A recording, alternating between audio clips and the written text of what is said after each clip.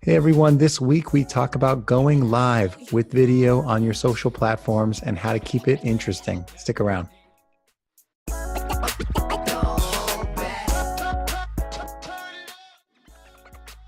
Welcome to Brands on Brands on Brands. I'm Brandon Birkmeyer, and I believe that building brands that matter to today's consumer is the only way for a business to thrive tomorrow. Tune in each week for branding and marketing advice and interviews with some of the top entrepreneurs in the business. If you're listening to the show right now, I'd love to get to know you. Go to my Instagram, look at this specific episode, type in your name and say, I listened. I'd love to reach out to you and start a conversation. And for updates each week on my content and more from the blog and the podcast, go to brandonbrands.com to sign up for my weekly newsletter.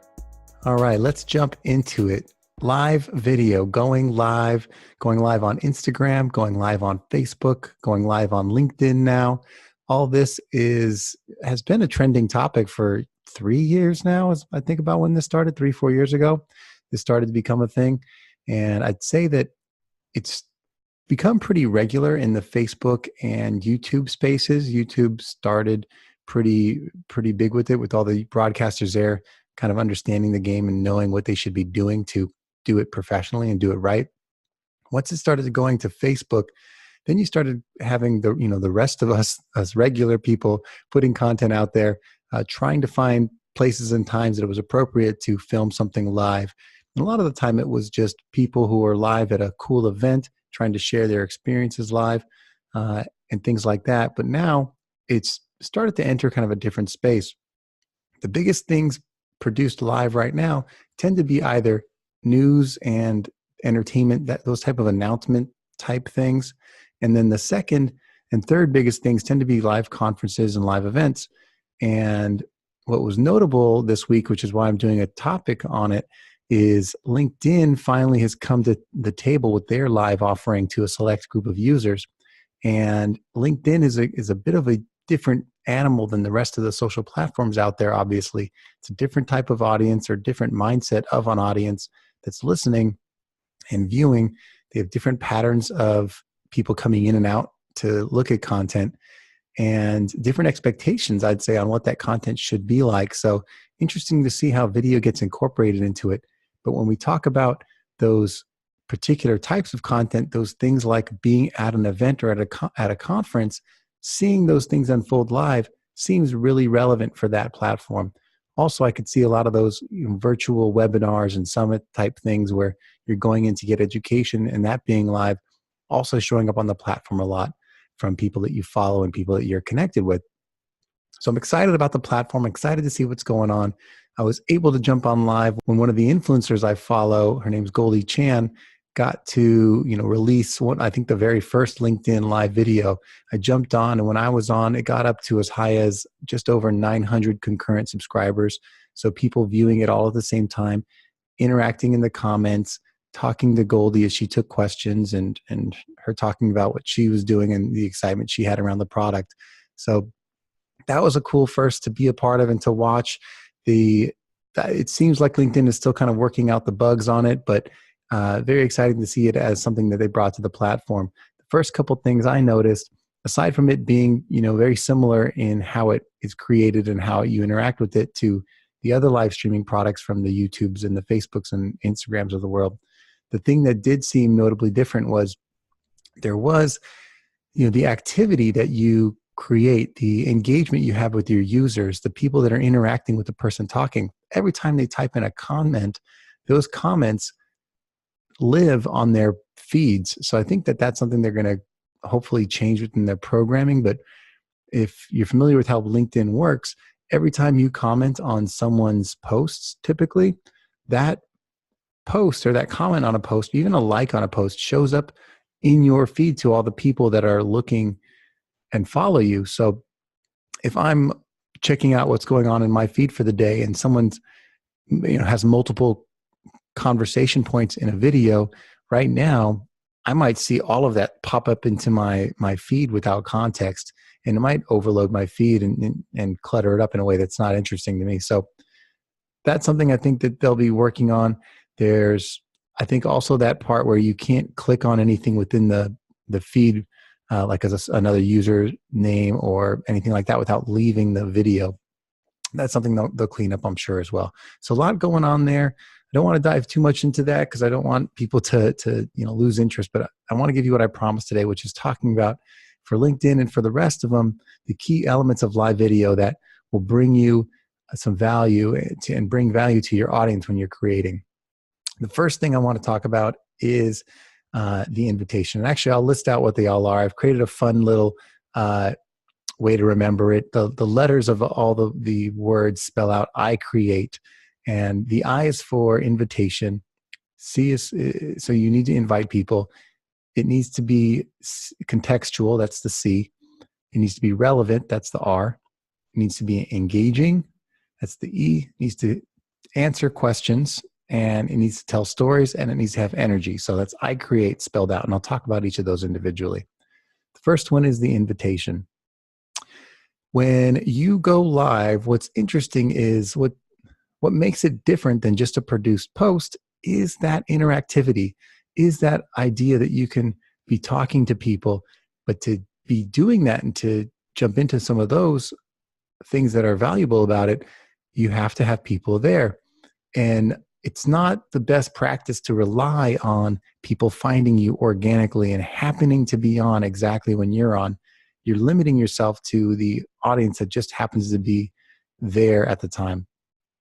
The best way, that's a common practice now, this isn't groundbreaking stuff, but the best thing for if you're just getting started out is to let users know what you're planning to do and when, and invite them. So when you do go on, you have a pre-built audience of people that are looking forward to hearing you talk about what you're going to talk about. And don't just invite them. The best thing to do is to do it and do it consistently. So if you feel like you're going to be talking about something and you want to be using live more often, maybe try to talk about it once a week at a given time that works for you, that you know you can make work. It might be a little intimidating at first to commit to that, but if you're truly using this in a way that you want to be someone who's creating content that's effective and you want live to be a part of that mix, then have an invitation and have it be something that's scheduled that you use all the time. Otherwise, the value is diminished, and really you should just be recording your video, editing out the stuff that you don't need, and putting it out there whenever you feel like it. The value really being that engagement only comes when you've brought in that audience and scheduled the time. Otherwise, there's no point in slowing your feed down and your recordings down to incorporate people when there's not going to be people there to enjoy it. So you have to make that decision and that distinction between what you're going to record versus what you're going to go live with. And knowing that the audience is a critical piece of that, make sure you send out that invitation. It's part one. It's the biggest piece of it. And I can't emphasize it enough. So start with the invitation, bring in your core group of people, and also sign up, get a little pot of people that you know are good friends of yours that want to interact and want to engage and want to hear you, so that you have that support group there, being a part of that conversation. Seed some of that, especially at the beginning, so that you have an audience to interact with. Second one is in the I create process, we'll call it, is the C. C stands for context, or being contextual.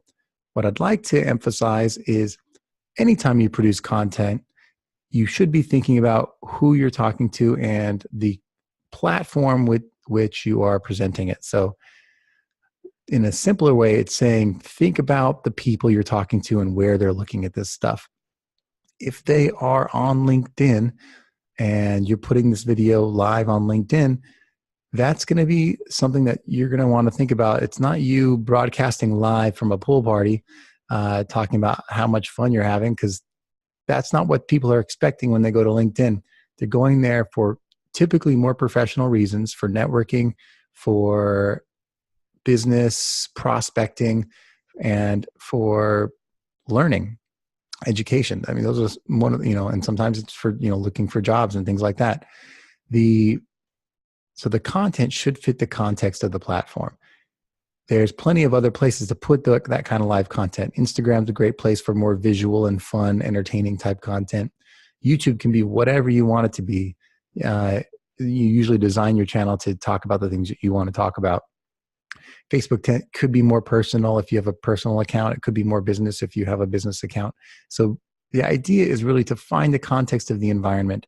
And LinkedIn, I'd say out of all of them, is the one where you have to be the most careful, because it's the one where there are the most expectations that when you're putting something out there, that it is for the right reasons and talking in a way that is meaningful to the people when, in the mindset that they're in when they're on that platform. So think about the context that you're using when creating content, especially when you're going live, since you are shooting from the hip a bit, and that's natural and organic and fun. The theme that you go in with, or the ideas that you go in with that you want to talk about, should already be pre-planned and thought about and contextual to that environment. So use that. Your audience will get a lot more out of it, and they'll obviously appreciate the content more.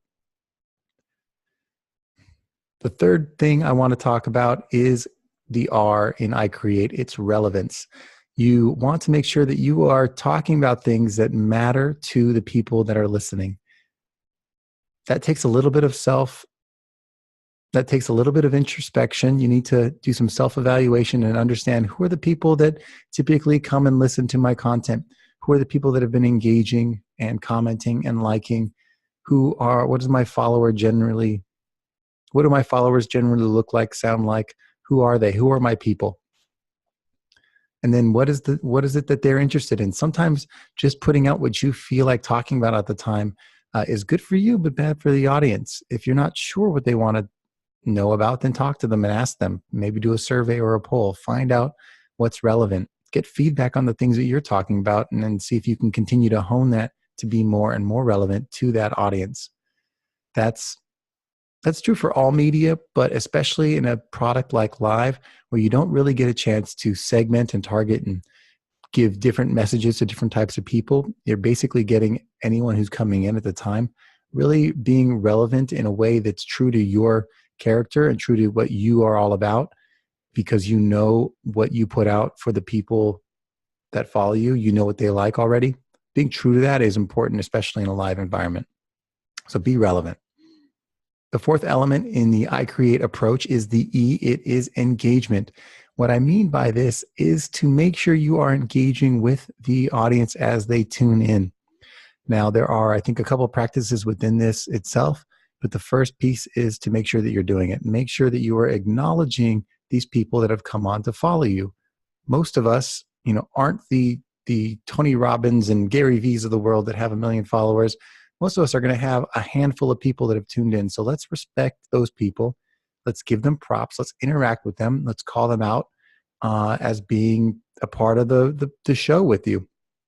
And that's fun for them. That's fun for you. And it encourages them to come in and actually ask questions.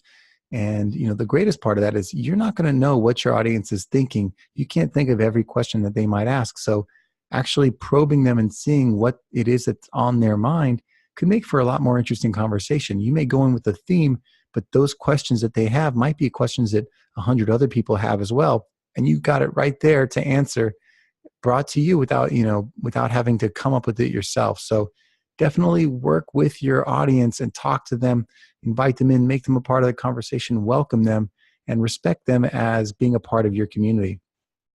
And not only should you be talking to and asking your audience to pitch in some questions, you should also be checking in with them throughout the show.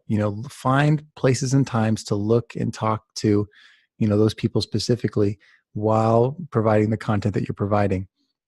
You'll have to figure out the flow that works for you. It's not always interesting to just hear people talking and saying hi to all the people coming in. So you have to figure out the flow of how do you continue to tell your story while keeping engaged with the audience. And we'll talk about that a little bit in a minute.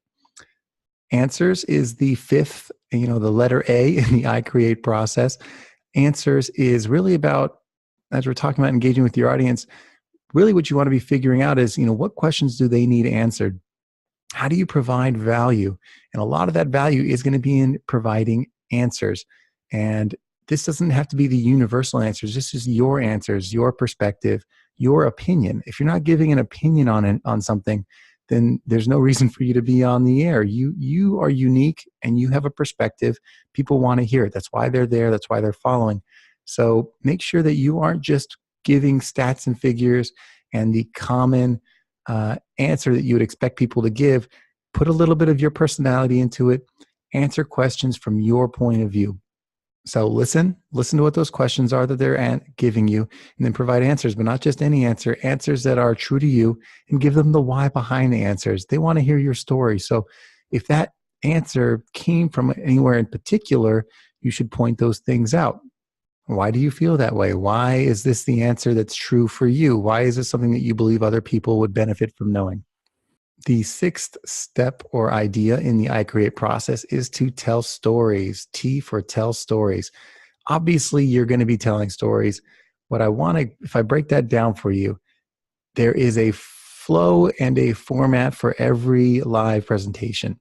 And once you introduce yourself, a lot of people like to give people time to join and draw things out and allow you to fast forward eventually if you're tuning in late, but they kind of wait for that audience to show up. And I think that's okay. But in the meantime, I do think you need to be providing stories throughout the show. It's not fair for the people that turned in early to have to sit there and listen to 5 minutes of just jumble and hellos and you rambling.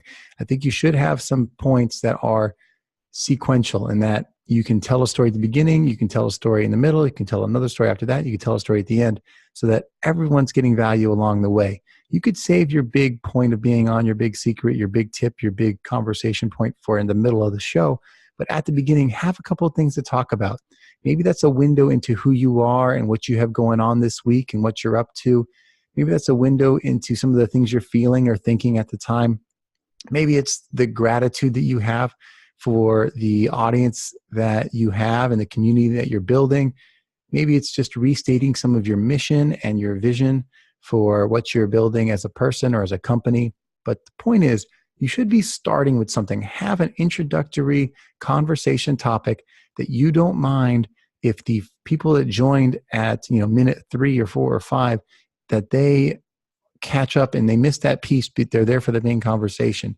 Make sure you're giving something to people along the way. Tell stories in the beginning, in the middle, and at the end. And to that point, when you're telling stories, I love it if people start and finish it. Maybe it's just me. I'm not a fan of the starting to tell a story and then mid-sentence stopping to say hello to someone that popped on the chat. And the reason is that the more people pop on, the more distracting that becomes. I'm trying to hear the story you're telling, and in the middle of the sentence, every time you start jumping back to saying hello to the people that are there and asking them a question as they join. Sure, you're trying to keep people engaged one by one, and if they're just turning in, you're trying to make sure that they're excited and happy to be there. But it's very distracting to the rest of the group that you are in the middle of a sentence and cutting it off to jump back. I do know some people that specifically do that. I have to tune out sometimes because I'm just trying to hear the one sentence or a mini story, and I can't even get the mini story out because of what's going on. So what I would suggest is, as you're telling stories, think conscientiously about where you want to take stops to scroll back and look at the people that have joined and acknowledge them in bunches. Figure out, okay, I'm going to tell this story. It's going to be 1 or 2 minutes. Just talk as what feels natural. And as you see people come in, you can then take a break once those stories are finished and there's a succinct or a specific beginning and end, and provide them a point in time where you say hello. And then you can say hello all at the same time. You could say, hi, Johnny, Sally, Susie, whatever, and you can see what their comments are. And you can ask them a couple questions. You could say, let me know where you're signing in from.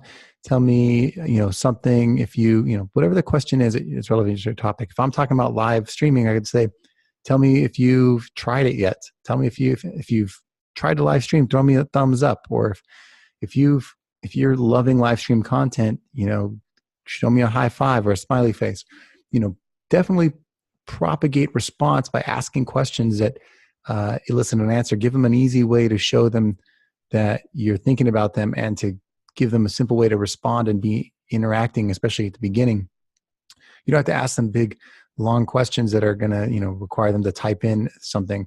Give them some quick wins where they can say, yes, I'm listening, or yes, I like this, or I like that, or I'm from here, or whatever the thing is. Give them some quick hits, especially at the beginning, but do it in bunches so that time is specifically dedicated to that.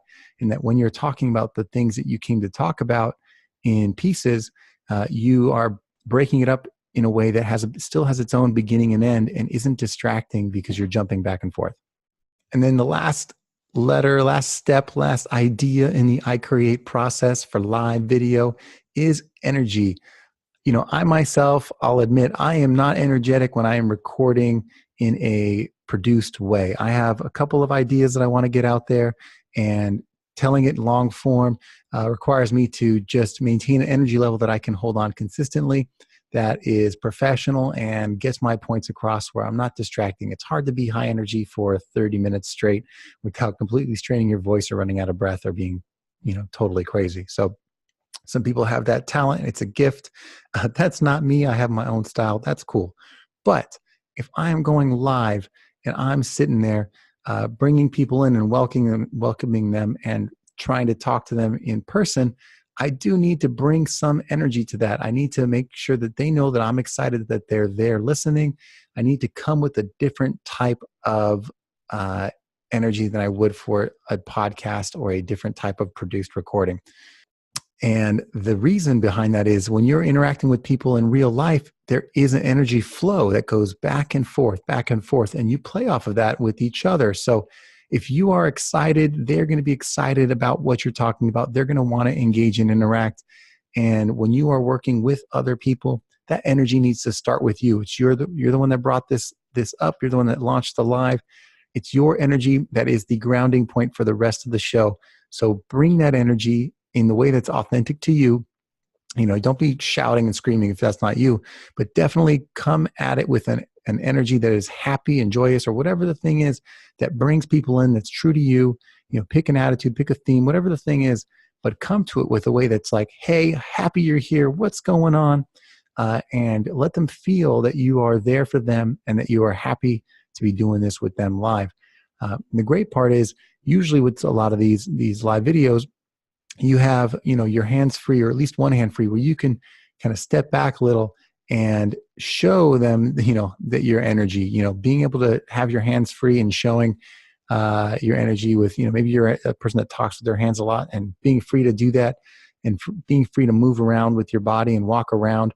That all, I think, helps you be authentic and be real and bring that energy that they expect, especially when you're going live with video. So that's my favorite way to wrap up with live video, is to say, definitely bring the energy, because you are setting the tone, you are setting the pace for how your audience interacts with you. And again, if you go back to point number one, letter number one in the I create process is the I. You've invited them. You have to create the environment that you've set up from the very beginning, and that energy that you're bringing is what really sets the stage. So let's go through that again. Let's summarize. Yes, first things first, you want to invite people. You want to set up that audience to make sure that you have people there to actually interact with. And if you can do it consistently, have a consistent time each week that people can tune into you, just like they would a TV show, because now they can expect for you. I know that every day at 1 o'clock or every Monday at 1 o'clock, Brandon goes on. If I'm into it, I'll tune in today, or I'll catch it on the replay if I can't make it. But knowing that you're doing something every Monday knows for them to check you out live or to go back and find it. The C was contextual. Make sure you are fitting the content into the context of the platform you're on. If it's businessy, be businessy. If it's fun, be fun. Be relevant is the third. Make sure that you are saying something that is meaningful to your audience. The fourth was engagement. Make sure that you are interacting, you are engaging, you are bringing your audience into your conversation and making them a part of the show. Answers, make sure you're actually answering some questions that they have. Find out what they're truly there to learn and provide some of that value. Tell stories was the second to last point. Make sure that you are telling stories, and that those stories you can tell throughout are bunched in a way that you aren't interrupting and jumping back and forth and cutting sentences mid-off to say hello to people. And then the last is bring that energy. Bring an energy that gets your people excited and sets the foundation for that conversation that's happening. Hopefully you like my points.